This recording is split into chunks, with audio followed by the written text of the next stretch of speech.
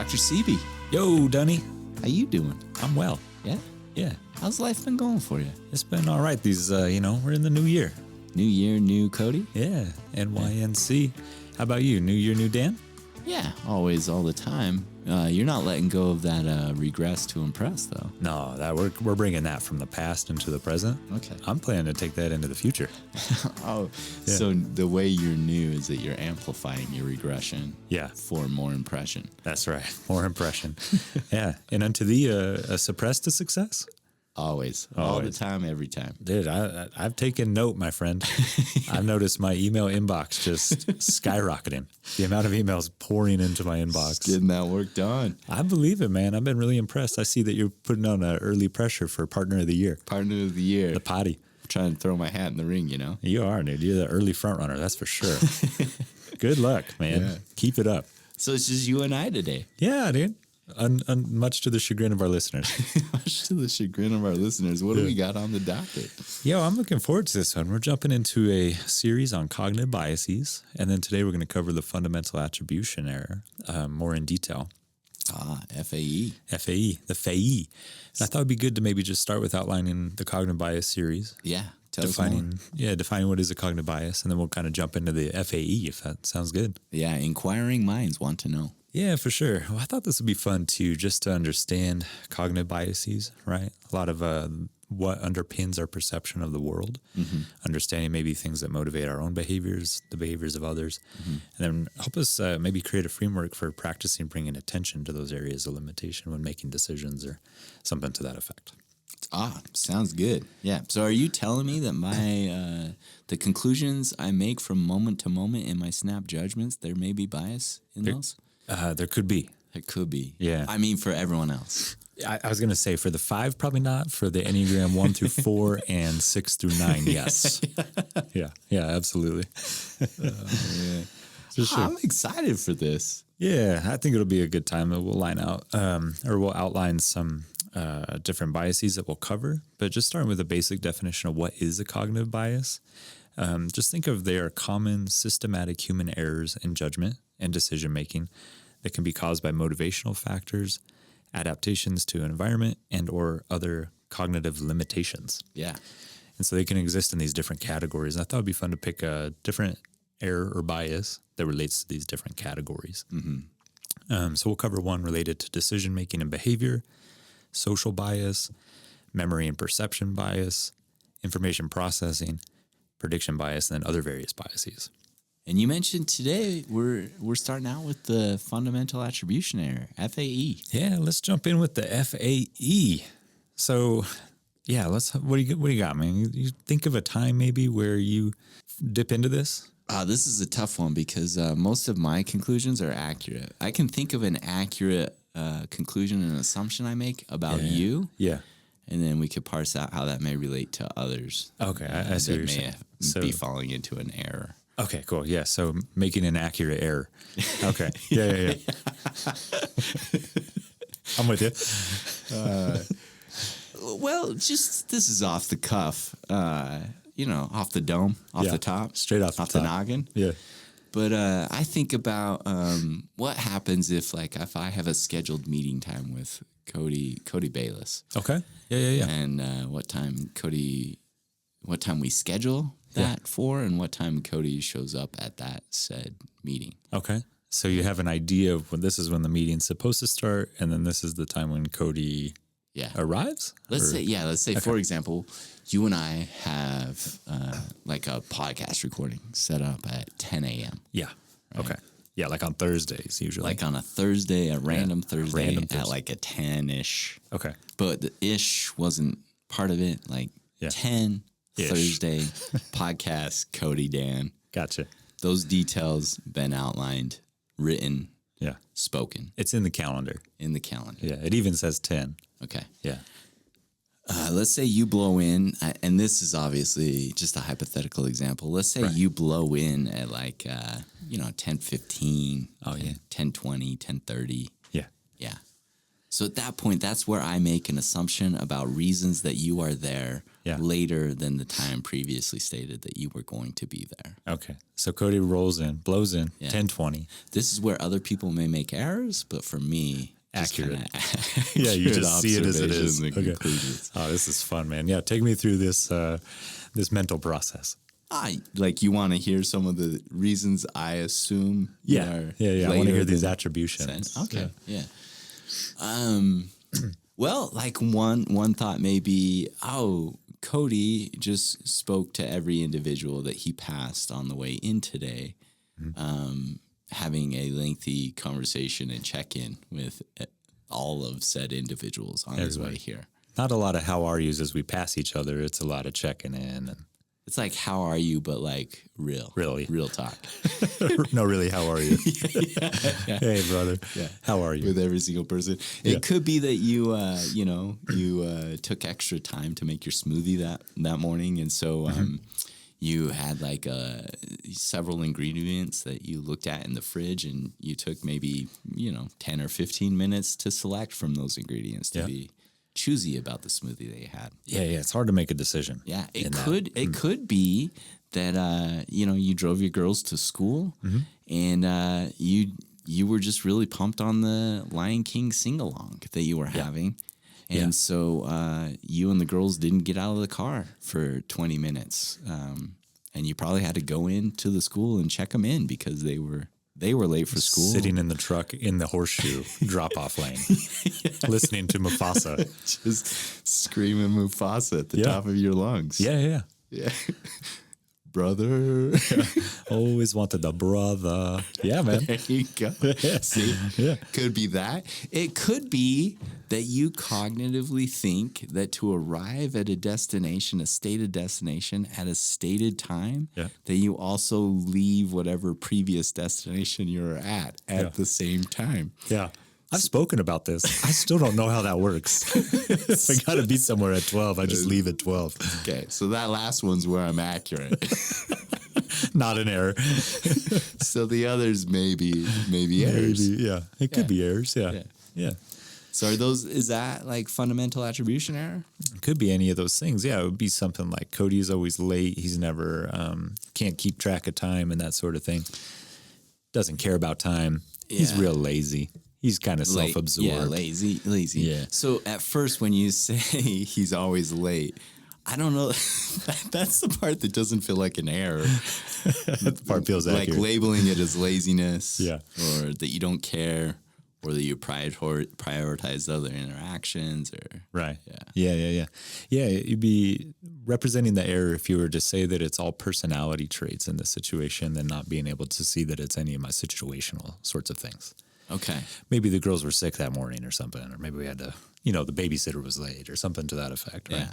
So for me, like the things I just stated here in our example, like I'm pointing to what I'm labeling as like characteristics or part of your disposition. Yeah. Different than like taking into account, something situational could happen. The girls could have been sick. Yeah. You could have gotten in a car accident. Right. You could have gotten pulled over for a speeding ticket. Yeah.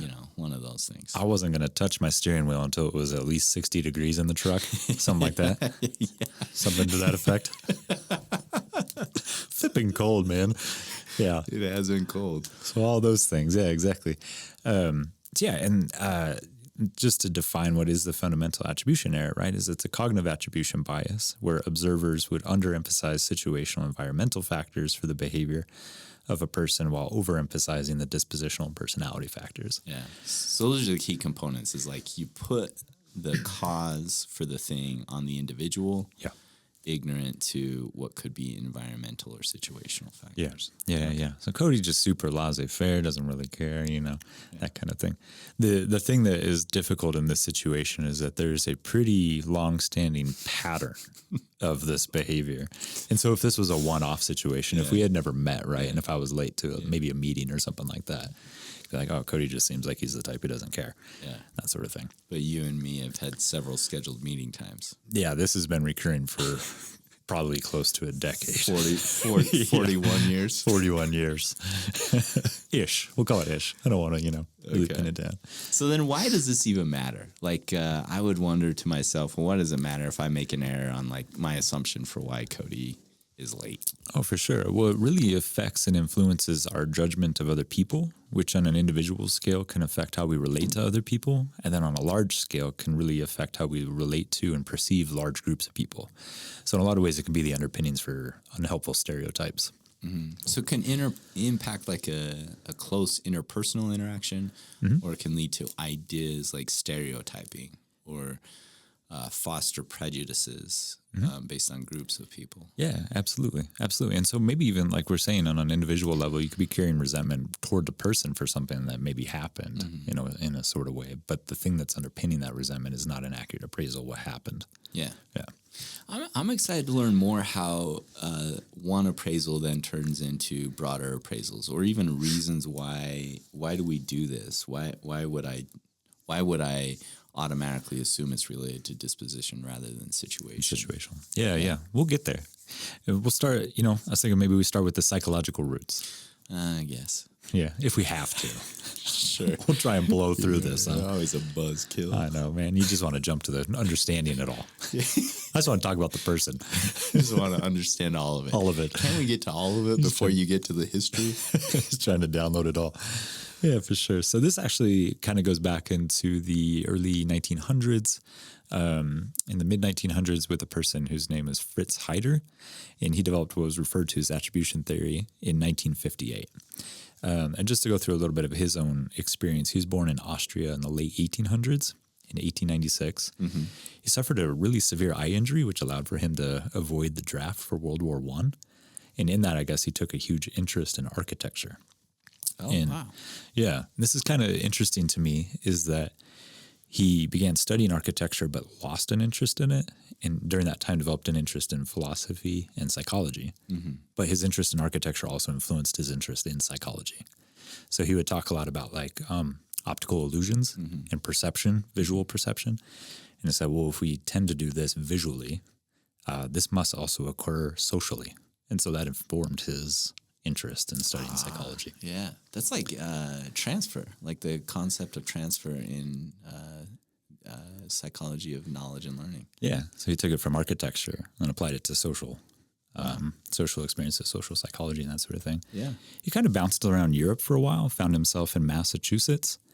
And the thing that drew him there was a professor who had started the school. It was very interested in Gestalt psychology.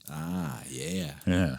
Kind of interesting. He had a personal interest in Gestalt psychology. Yeah. And then was eventually recruited to the University of Kansas, which is where he ended up doing the rest of his career, and then stayed in Lawrence, Kansas the rest of his life. Oh. So Austria, Germany, Massachusetts, Kansas. Yeah. Go Hayjocks? Go Jayhawks. Hayjocks? Was he a contemporary of Fritz Perls then? Like, was his interest in Gestalt driven by Fritz as well? I didn't read anything related to that. Okay. I would assume so, though. Okay. Yeah, just making an assumption there. Wow. So he ends up in Kansas. That's where he does his work. Yeah, so during his time there, he was recruited by a social psychologist, and then he produced a work or a book called The Psychology of Interpersonal Relations, which was essentially his most seminal work. He didn't do a lot of publishing outside of that, little things, but that was the thing that he was most known for, and then was basically the foundation for attribution theory. Oh, okay. A real quick fun fact about this, too, is he also produced this book with a woman named Beatrice Wright, who wasn't listed as a contributor, but was referenced as being in collaboration with, which is kind of an interesting fun fact. So it wasn't just him. He also did this with this woman named Beatrice Wright. So, $1 million question. Yeah. Is that a product of him or a product of the era? I think the era, and she was at a different school, and there was something about like their nepotism rules at the University of Kansas that allowed for her husband also worked at the University of Kansas or something to that effect. So, but can't I blame it on Fritz Heider and then I'd be demonstrating? Yeah. He was probably a real It's probably him. Yeah, totally. Okay. He was just trying to steal all that credit. Okay. Yep. Yeah. So, little fun fact there. But essentially, attribution theory describes how people come to explain the behavior of others and themselves. And so he, essentially looked at that we would either attribute these to internal things, such as personality traits, motives, attitudes, also referred to as dispositional attributions, or we would attribute these to external factors, also referred to as situational. Those could be like social norms, peer pressure, accidents in the environment, random chance, those kinds of things. Okay. So like thinking about Beatrice being listed as an author, assigning that to whether that's a personality trait of Fritz or like a product of the environment and the situation. So it's like the individual or environmental. Yeah, exactly. Right. So you could look at that, just like you're saying, make the attribution to the individual and say, well, this person's a real jerk. Or it could be like, well, there's all these situational factors at play that actually inform that that event or that experience. Okay. Yeah. So that's essentially, that book was the underpinning for what was referred to at the time as just attribution theory. Okay, so attribution theory. So then when does fundamental attribution error and its understanding of like ascribing attributions to the individual or to the situation, when does that come about? Yeah, so there's some studies that unfolded through the 60s, and then roughly 20 years later, the 1977, the actual term fundamental attribution error was coined by a person named Lee Ross. Ah, Lee. Oh, Lee. Yeah. The homie. Yeah. I like old Lee Ross. You and Lee? Related to or unrelated to Bob Ross? Probably related. So how did Lee Ross come up with that term? Yeah, for sure. We'll cover a few studies, but there was one that took place in 1977 with Lee Ross and a couple of other researchers, and they looked at quiz game participants. And this ultimately led to the formal naming of the fundamental attribution error. I thought this was a really interesting study, and I think it relates to the other two that we'll talk about here in a bit. Yeah, like television show quiz game? Well, they did this thing where they gave participants they would observe two people playing a game, essentially. And so the participants or the observers were told that one person was randomized to the quizmaster role and that one person was randomized to the contestant role. Okay. And the observers knew this. And essentially the quizmasters were instructed something to the effect of like, think of some random fact that you know the answer to that most likely the other person doesn't know the answer to. And then we'll go ahead and have you ask the contestant. Turns out the contestants weren't really able to answer a lot of the fun facts that the people came up with, the quizmasters. And then so the researchers would then ask the observers, they were asked to rate, I believe, intelligence or their perception of the person who knew what was happening or who held more knowledge. Like basically whether the person answering the question, the contestant person, was knowledgeable or not. Right. Yeah. Yeah, and so they would always rate the quizmasters of having more knowledge or being smarter in a sense. And the idea here is that it's pretty clear that, they were instructed to think of some random fun fact that only they had the answer Knowledge to. Yeah. Yeah, and so with that knowledge that even they were randomized and given that instruction, they still rated them as being more knowledgeable. Yeah. And so the participants know that who is selected to be quizmaster and contestant is just randomly assigned, and they know the quizmaster is assigned to make up questions that they have knowledge for the other person doesn't, likely. Right. And yet they still end up saying, yeah, I think the quizmaster is smarter overall as a person. Yeah. Okay. They hold more knowledge than the contestant, for sure. And that's where Lee's like, yeah, something's going on here. Yeah, totally. So he's saying essentially that the thing that's driving that is the situational factor, the instruction. Think of some random fun fact that likely you only know the answer to. And that's the thing that is different about it, opposed to actually having more knowledge or not. Like you could have switched the contestant and the contestant and the quizmaster, right? And given the same instruction, and then they still probably would have rated who was the contestant as having more knowledge if they were in the quizmaster role. So it turns out that people were more likely to make the attribution to the disposition, that you're more knowledgeable. Yeah. And that then, so if we move forward a little bit, that moves into kind of like one of the fundamental components of fundamental attribution error, is that more often than not, if there is someone we don't know that we are observing, we will attribute their choice and behavior to their disposition or their personality or a trait or characteristic rather than something related to the situation. Okay. Yeah, exactly. Just a real quick example of that too might be if someone were to trip walking on a sidewalk. And so I'm walking up LaRue Street back to Beyond the Pines. Maybe I'm wearing Jamie's Birkenstocks last Thursday and I step on a crack kind of funny and lose my Birkenstock and kind of trip. Let's say there's an observer. Yeah.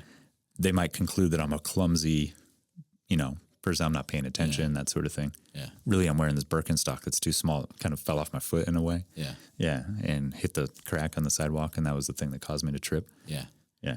Yeah. So they may think you're clumsy. They Here we may go. think I love it. I love this. Would you have that look right there, man? This is my favorite thing. Yeah. So those people, they may think you're goofy because you tripped, but they don't know that you're goofy because you're wearing your wife's sandals. Yeah, that's a different thing, man. Great example. Great example, yeah. Okay. So yeah, again, just like you said, a person will make the attribution to the disposition, the personality characteristic, opposed to the situational factor. And not understand the situation is the thing that makes you goofy, not your character. Yeah, exactly.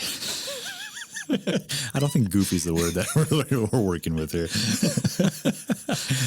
So as it turns out, man, Alex Trebek, not omniscient, man.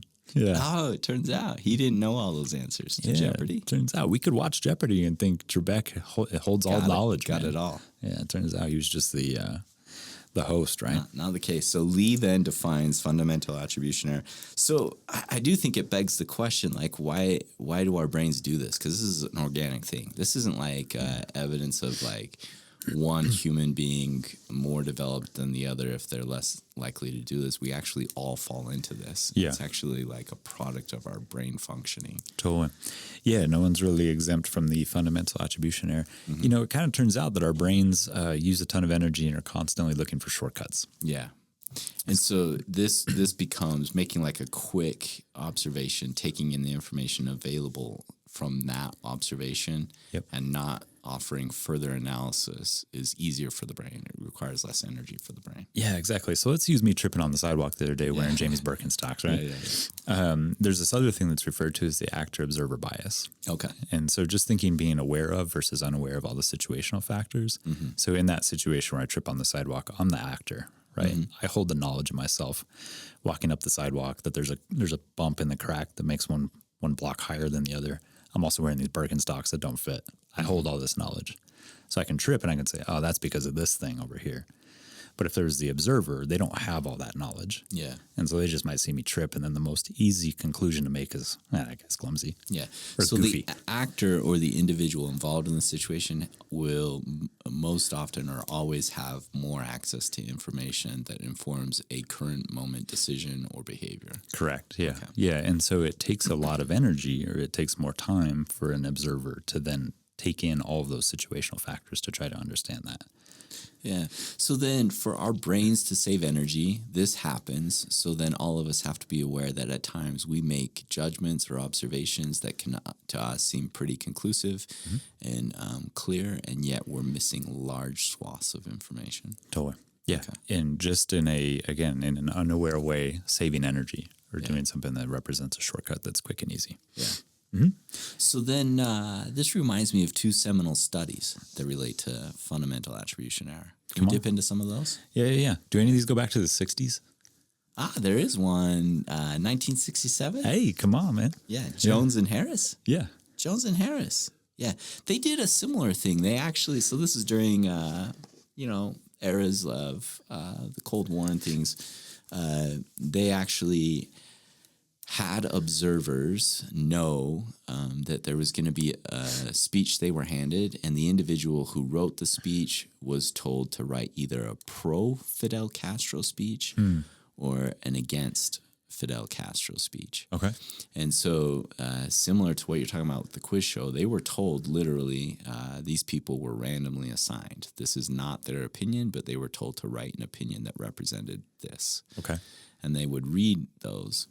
And so the results of this showed that observers would rate that the individual who wrote the pro-Castro was more pro-Castro. And so they had a control condition where actually people were given the option what to write, and they wrote that. And the researchers found that people would accurately assume that these people wrote things that they agreed with. And then when they were told that literally the people were assigned what to write about, the people still rated it almost similarly, that those people held the opinion that was written in the paper. Oh, that's fascinating. Yeah. Despite being told that, they still conclude that. Yeah, that's what our brains do, right? So we read this speech of this thing, and we just assume this represents what's going on internally for this person. Right, right. Yeah. Even when you're told that's not, might not be the case. It's fascinating. Yeah. There's a second one that's pretty popular or relates heavily to fundamental attribution error. It's Storms in 1973. This individual conducted an experiment where two participants would have a conversation. And so these are actors within the study. And the participants in the study were observers, and they would be faced towards one actor or the other without being able to see the other actor. So it's basically two people facing each other having a conversation, and then the observer would be placed in front of one of the people facing the other individual, so they cannot see the responses of one of the actors. So basically all they have access to is one actor in the course of the exchange. And then at the end of the study, they would ask these people to rate the responses of the actor they watched, reasons why that person behaved the way they did in the conversation. And the people attributed their responses in the conversation they only had access to one half of to the individual rather than any response the individual is making within the interaction. And they're aware that the interaction is going on. So observers or participants are told there are two people talking, two people interacting, and that people are responding to one another. And yet they would say this person responded this way throughout the interaction. The one that they watched responded this way because of the way they are. So the one that they were geared toward, they would attribute to the person's disposition. Which kind of brings a focus on some of the error occurs based on what our attention is tuned to, right? And so this has many implications for day-to-day life. Like, for example, like if I were to say hypothetically, you're often late. Right? Hypothetically. This is a hypothetical situation for our listeners. I'm actually never late.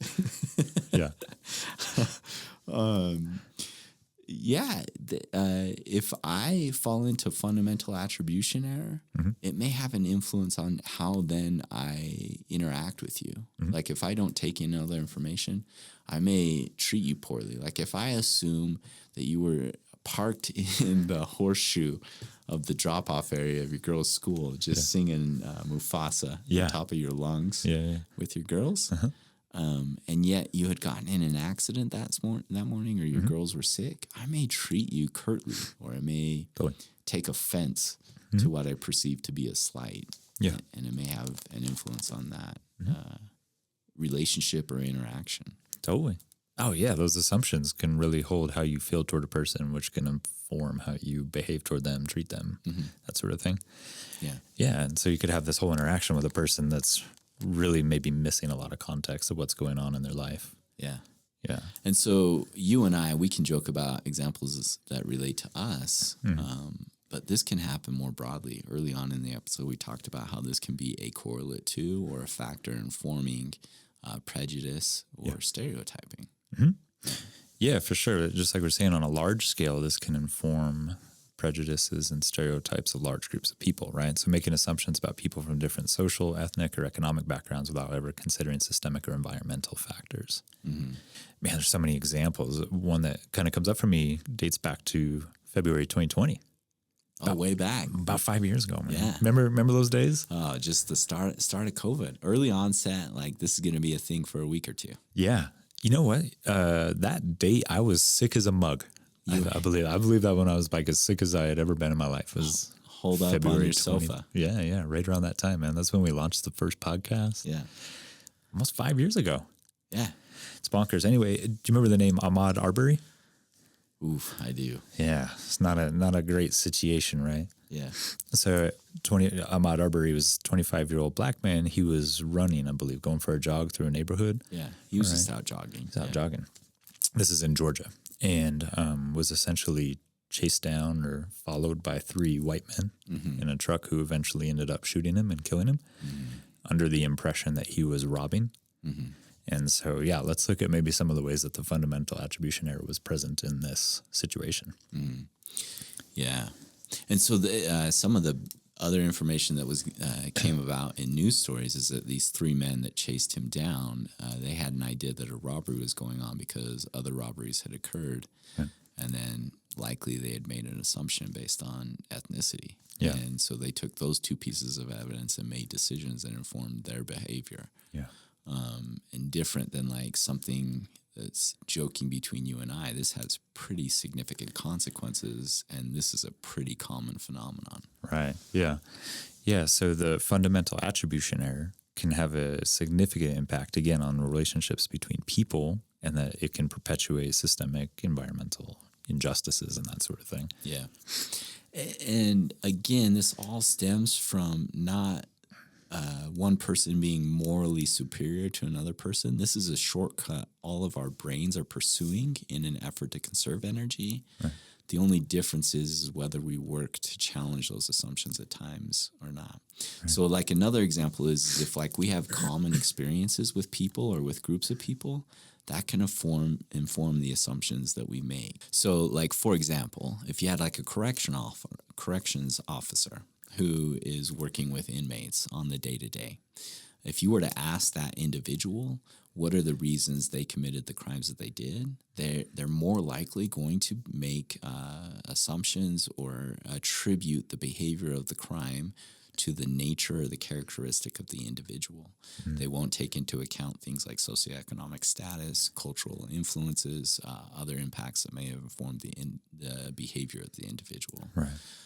And that can be because they often interact with groups of people that may color the lens through which they make conclusions. Yeah. Yeah, it all checks out. And so that can have really big implications socially, culturally, in relationships and that sort of thing. What about like political, legal settings? Does it show up at all? Well, like what you're talking about is if you have people that so if we talk about law enforcement, if we extend the example that I gave about corrections officers, if you extend that out to police officers, the conclusions they're primed to make in real-time situations that are happening really quick will be based on really quick snap judgments that are taking into account the individual. So this will have implications for how law is enforced. It'll have implications for then how the legal system operates. It'll have an impact on how those systems occur because judgments are made about this person is this thing, and so punishment needs to happen for this person because of this characteristic. Right, right. Yeah, it seems like it would also connect to that it wouldn't act alone, that fundamental attribution error in this kind of way could also then sort of pave the road for something like confirmation bias. And that if I'm already kind of jumping in this conclusion about the disposition of another person, if I see that person, that's what I expect to see. Yeah. And then that could inform behavior in a way. In fact, what you're talking about with Ahmaud Arbery is one of the arguments from those 3 men was that he ran faster when they started chasing him. And with the information we have in hindsight is like there's this man out jogging and he's getting chased by 3 people. Yeah. And they think he runs faster because he's trying to get away from committing crimes and he's trying to get away for his own safety. Right. And that, yeah, so their initial assumptions lead to further assumptions that are based on certain conclusions. Which drove them further. Yeah. Yeah. And situationally, it would make sense for a person to run faster towards safety. Yeah. Yeah. Yeah. Or even they argued that he fought back, and yet he was being chased and attacked by 3 people. Yeah. And they argued that him fighting back confirmed their ideas that he had been doing something nefarious. Yeah. So there's these biases that can work in tandem. Yeah, that's really interesting. One thing that we maybe haven't covered too is ways in which the fundamental attribution error can work in reverse, you know? I think of like my own successes. Let's say me passing the EPPP to become a psychologist, right? I'm just a smart MFer, man. Yeah. I'm just a smart dude. So the EPPP is like the licensing exam. Yeah. Like the biggest exam that you take is comprehensive for the field of psychology to become licensed. Yeah. What is it, the examination of the professional practice of psychology? Yeah. You got me. So I would have failed. Yeah. You would have failed because why? I'm not smart. Yeah, totally. And for me, I passed because I'm super smart. I put in a lot of the hard work, I love that we say I would have failed, Yeah. and I had to take it as well. Yeah, but let's say you pass and, I might say, Dan, yeah, he might have got lucky that day. He probably take the test in the morning. That tends to be when he's more sharp and that sort of thing. Yeah. But for me, I worked really hard. I had to study 40 hours a week or whatever, that sort of thing. Yeah. So you can also make dispositional attributions to yourself and your own successes and discount the successes of other people in that way and attributing them to situational factors also. Yeah. And we can sometimes, undermine ourselves in our assumption about our own character. So that gets into, I think, some of the other cognitive biases that we'll go into. But this can work in a range of ways. One way it can work is that it can interfere, or a couple of ways that it can work is, in these examples we provided, is it can interfere with day-to-day interpersonal interactions. It can interfere with the ways that we perceive individuals, and it can interfere with the way that systems then are developed, or ideas about systems. Totally. Can be built around a premise that's a fundamental attribution error. Yeah, it's rooted in an error. So how do we work with this mug? If this thing's showing up naturally, it's just kind of what our brains do. I wonder ways that we can do different. Yeah. One of the most prominent ones is that this is such a powerful characteristic. It's a challenging one to develop, an easy one to talk about, and a profoundly effective one. But it's basically fostering more empathy. So, and the way that practically happens, because that's easy to speak to, is you have to take in more information. You have to learn more about an individual's circumstances. So if I find myself saying, hey, Cody's late today because he didn't care about this, or he's a lazy person, I have to actually say, oh, I just made a conclusion there. To combat that, I would say, hey, what happened this morning? Yeah. Yeah. You could check in, see if there's any circumstances contributing to that. Yeah. And then when Cody hits me with, to get somewhere at a certain time, you leave at that same said time. Yeah, I left for work to get to work at 9. Oh, my initial conclusion was right. Turns out it's an accurate error. But ways to combat it. So the first one is empathy. Yeah, what else do we got? Which is a great one. And it's something that you mentioned, I didn't want to lose sight of in that, is that it does take time. Like you would have to intentionally give yourself time to look at the circumstances or situation of another person. And that overall in practicing doing that can increase empathy. One way that also I think this is an offshoot of that is practicing perspective taking. It's the idea of walking in someone else's shoes. So in practicing empathy, it would be putting yourself in that situation to understand exactly what is going on in their life, maybe what that feels like for them. Yeah. So like saying possible reasons I could be late are X, Y, and Z. Yeah. Or if the thing can still be accomplished, what does that time matter? Yeah. So try and understand from the other's perspective what their intent is rather than how it felt. Right. Okay. Yeah. Next one, like another combatant to FAE, is mindfulness. So this is the one that requires a lot of effort and work. And actually, we've learned previously that the more that we do this, it actually becomes easier and it takes less energy. But if we become more mindful, so if we go through that process, we're actually more aware of what are our intentions and motivations in a moment. We actually can catch ourselves making errors, but we can also then dip into perspective taking easier. I think to understand another person requires so much understanding of ourselves, to understand where our thinking about that situation ends and where that person's experience may begin. Yeah, for sure. Am I seeing what I want to see? Am I seeing what I expect to see? Yeah. The practice of mindfulness in that situation would allow for you to essentially stop back and observe or notice all those thoughts, to become aware of those assumptions or the conclusions that you're making without intentionally doing so. Yeah. Yeah, that's a great one. Why don't you take us through the fourth one too? Oh, this is another one. There's a lot of evidence for this. I actually really like this one. And it's just something that we know collectively, and lots of research has confirmed this over long periods of time. But that people who spend more time with people actually develop deeper and meaningful connections with those individuals and avoid falling into fundamental attribution error. So I know that if there's an individual I don't like or a group of people I don't like, studies have consistently shown the more time I spend with that individual or those groups of people, that my opinion or my conclusions about those people will change and evolve. It's just factual. Yeah. Our brains will take in, and I think that's just by virtue of taking in more information. More time with an individual will allow for more information to be processed, and you'll dip out of falling into that shortcut. Yeah, yeah. So creating experiences that might naturally challenge assumptions and creating more information for yourself, like you're saying. Yeah, that's great. So those would be four different ways in which we can work with the fundamental attribution error and just avoid falling into that pattern of thought.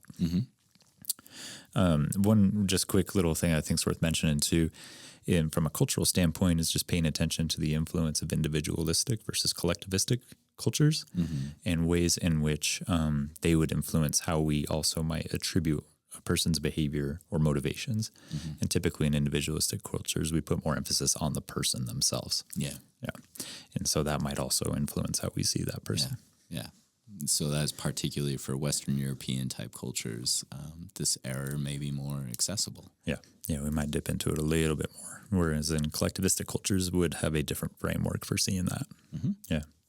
Good stuff, my friend. Yeah. Could we just fire through some quick point summaries? Yeah, for sure. What do you think? So main points: fundamental attribution error, coined by Lee Ross, came out of attribution theory from Franz Heider. And essentially it is the practice by which we fall into a pattern of attributing a person's behavior to their person, to their own self, opposed to taking into consideration situational factors. Yeah. Was it Fritz Heider or Franz Heider? Oh, I think it is Fritz. I said Franz, though.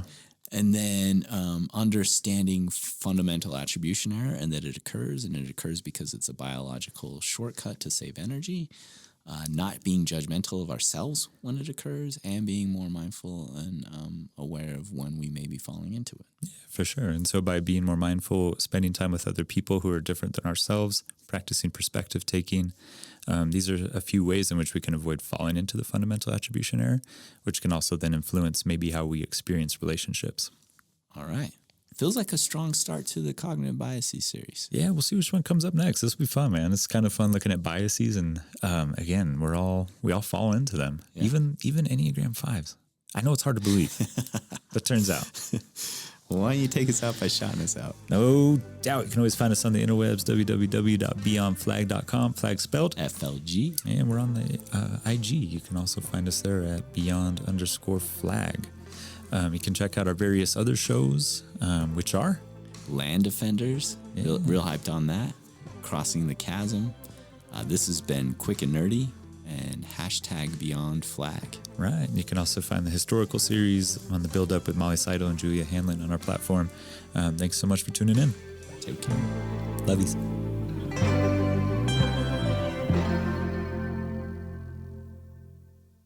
Or maybe Carl Nargle. I think it's Carl Nargle. Have you seen that? We're Nargle, though.